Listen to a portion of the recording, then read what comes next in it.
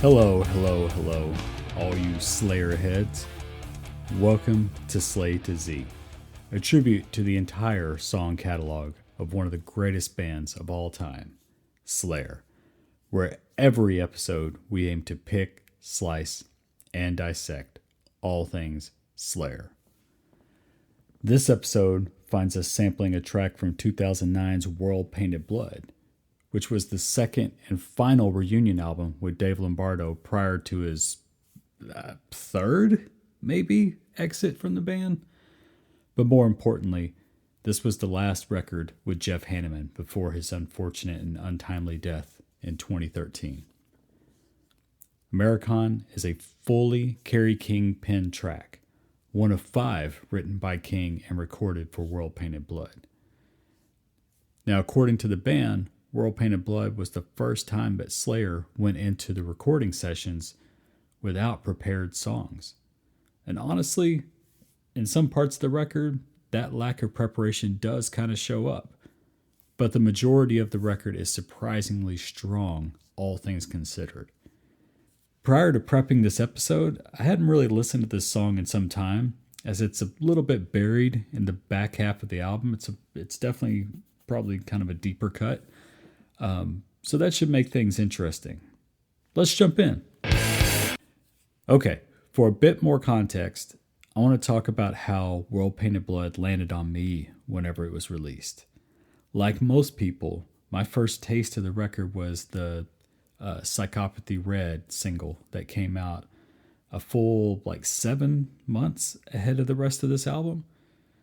Of course, I plan on discussing Psychopathy Red more in depth later, forever from now. But spoiler alert, I thought it was great whenever it was released. This gave me a lot of hope for World Painted Blood because I had actually been a little bit underwhelmed by 2006's Christ Illusion. I'm sure the disappointment was at least in part due to the impossibly high expectations that came with having that original lineup finally back together with Lombardo, Hanneman, King, and Araya. Well, the truth is, as of this recording, I still prefer World Painted Blood over Christ Illusion because of the former's obviously more punk-leaning energy. I think there's really something to be said for the way that Dave Lombardo played off of Jeff's material, whereas it seems like Kerry and Paul are a bit more simpatico. I'm not necessarily saying that one is better than the other. I mean, it's all Slayer after all. But the punk elements, along with that Hanneman sense of melody, usually resonate with me a bit more. So maybe that puts this song at an early disadvantage? Maybe, but also consider that Kerry has been responsible either singularly or collectively for some of my absolute favorite Slayer songs, as obviously will be continued to be explored. So blah, blah, blah, blah, blah. What about the riffs? We're here to talk guitars. Frankly, this one just feels a little bit flat. Yes, it is punkier, but it just doesn't sound particularly inspired. It's mid-tempo Slayer, which is not always a negative thing. Slayer definitely has demonstrated throughout their career their ability to maintain their bite, even when slowing things down. But Americon doesn't carry much weight. To be fair, the fact that the guitars are relatively unobtrusive in both tempo and attitude does allow more space for the vocals, which is cool. But as we've covered before, Slayer is a guitar band first and foremost. If Jeff and Kerry don't have a riff, Slayer does not have a song, period. Now, I will say that the riffs under both Kerry's solos get a bit more interesting, and to Kerry's credit, the transition out of the solo back into the verse is particularly seamless. It's a great piece of arrangement and songcraft, so big props on that. But I just don't know if it's enough to counter the pretty listless main musical motifs that repeat throughout the song.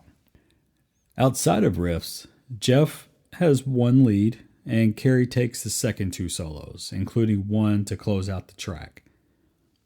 None of the leads are barn burners, and especially in the case of Jeff, they come across almost as like perfunctory.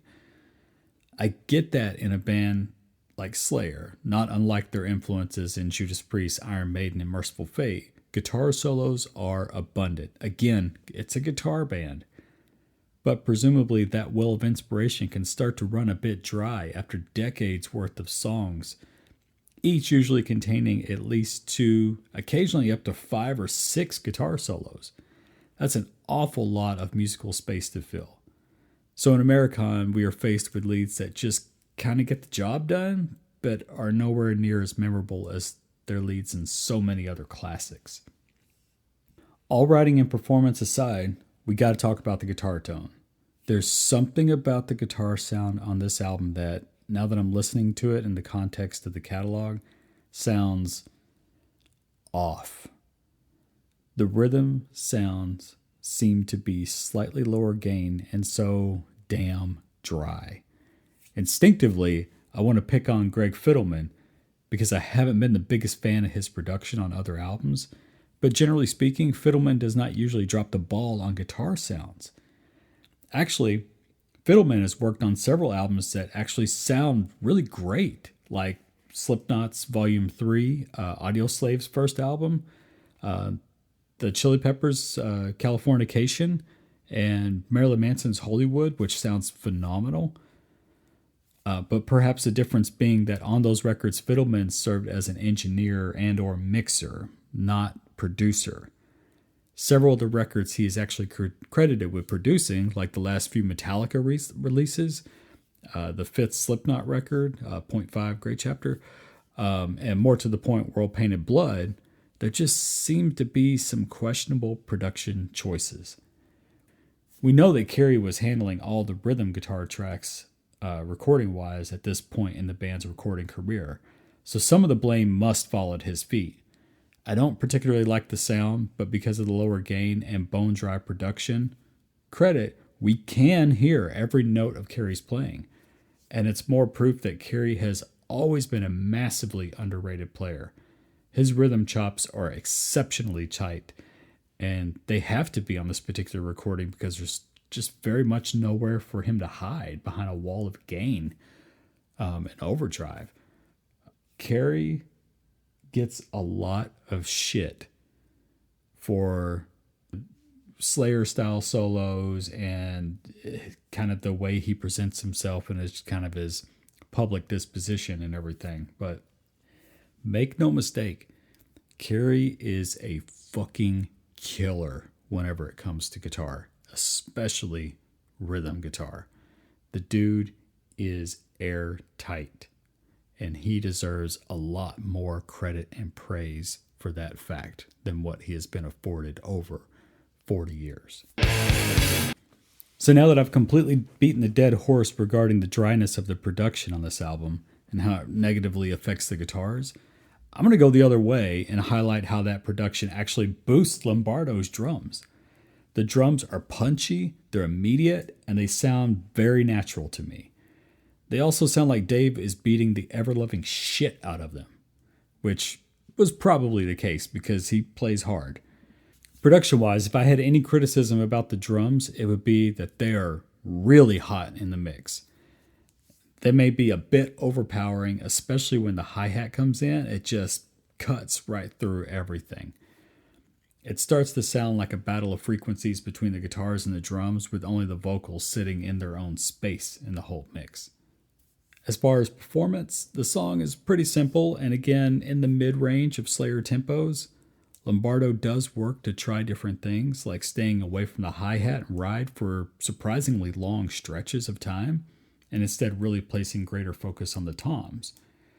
Again, really leaning into the old-school hardcore punk feel.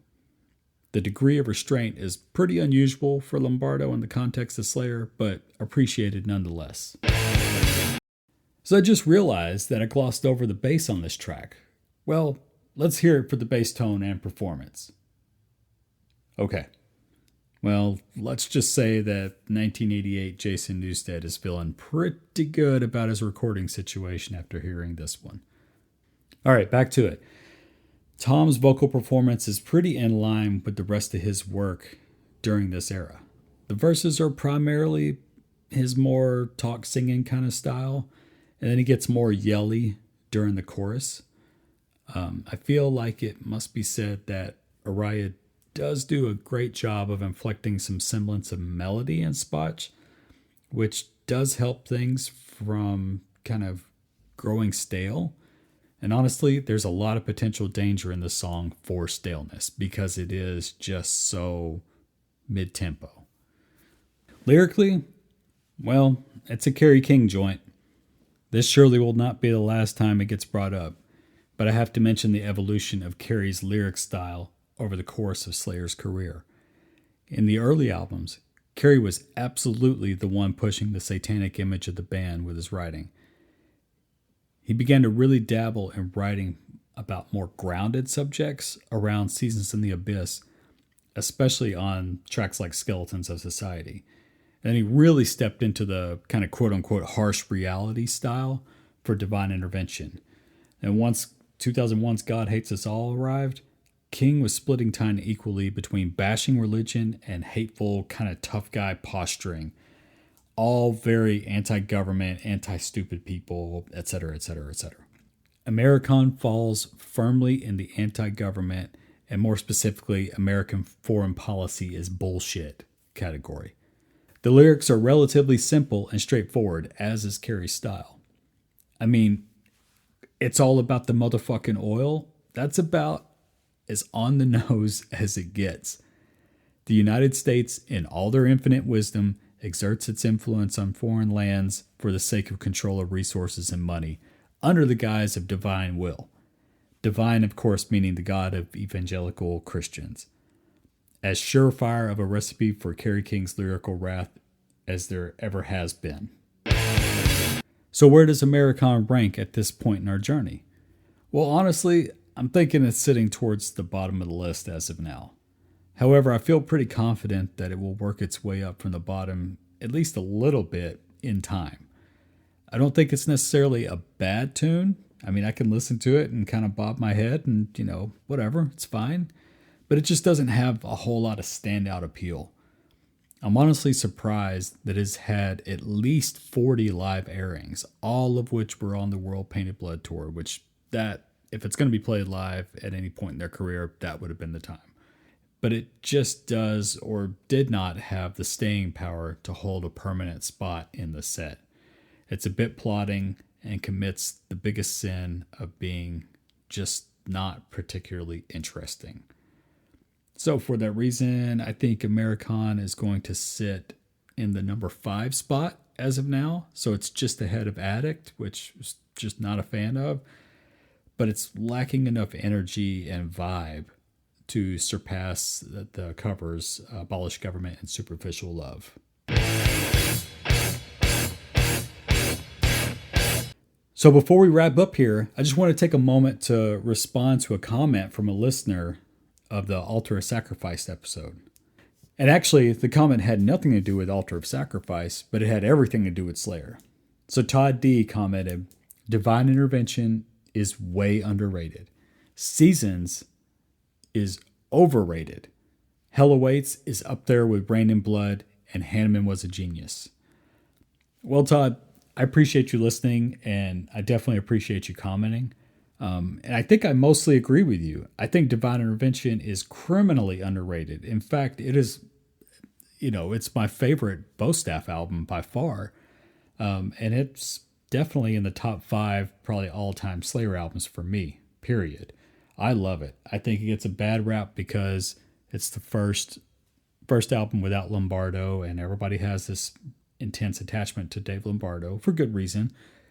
And also, as I covered in the first episode, 213 episode, Divine Intervention, just production-wise, it just sounds like trash. It sounds terrible. But the songs are really, really good on that record. And we'll explore that more. You saying Seasons is overrated? That's the part where you and I part company. I don't think it's overrated. I think Seasons in the Abyss is an amazing album, and I just want to make sure that we don't confuse overrated with maybe overplayed, because Seasons, much like Rain and Blood, does tend to be kind of like the go-to, and it gets really overplayed. But if you take a step back, just objectively, Seasons is a banger. There is not a weak song on the entire album. Again, we'll explore that more. We haven't even touched on Seasons yet, actually. And you saying Hell Awaits is up there with Rain in Blood, this is interesting to me because I feel like this is a sentiment that has grown a lot over probably the last 10 years. I feel like 20 years ago, people really were not saying this. It was Rain in Blood, across the board, 110%. That's as good as it gets for Slayer. And then you had some old heads that would, pipe in and say, well, yeah, but Show No Mercy and Hell Awaits, that's what true Slayer is. Fine. But really, seriously, like over the last decade, the more and more comments and stuff that I see online and everything, man, people are really, really coming around to Hell Awaits after all this time. And it's really cool to see. And honestly, full disclosure, I'm one of those people. I've always liked Hell Awaits, but Hell Awaits has truly, truly grown its presence in my mind over the last several years. And I think the biggest flaws with Hell Awaits, to beat a dead horse, is production, because it's very much a product of its time in the 80s. And then also, it's short. I mean, what is Hell Awaits, like 7 songs? It's so short. But man, it's a great, great record. Up there with Rain in Blood, debatable, but understandable. And your last point, Hanneman was a genius. We don't need to get into that. Everybody fucking knows Jeff Hanneman was a absolute musical genius, songwriting genius, riff genius. And he is very much missed. So again, Todd, I really appreciate you commenting. Any other listeners out there, jump in. Let's start the discussion. I'm more than happy to hear what you have to say. Anyways, on the next episode, we're back in 1986 for arguably the big daddy of all Slayer tracks, Angel of Death. Will I sing the praises of this song like basically everyone ever since its release? Probably, but you never know, so come on back and listen to yourself. Maybe I'll have a hot take in there. Probably not, but it's possible.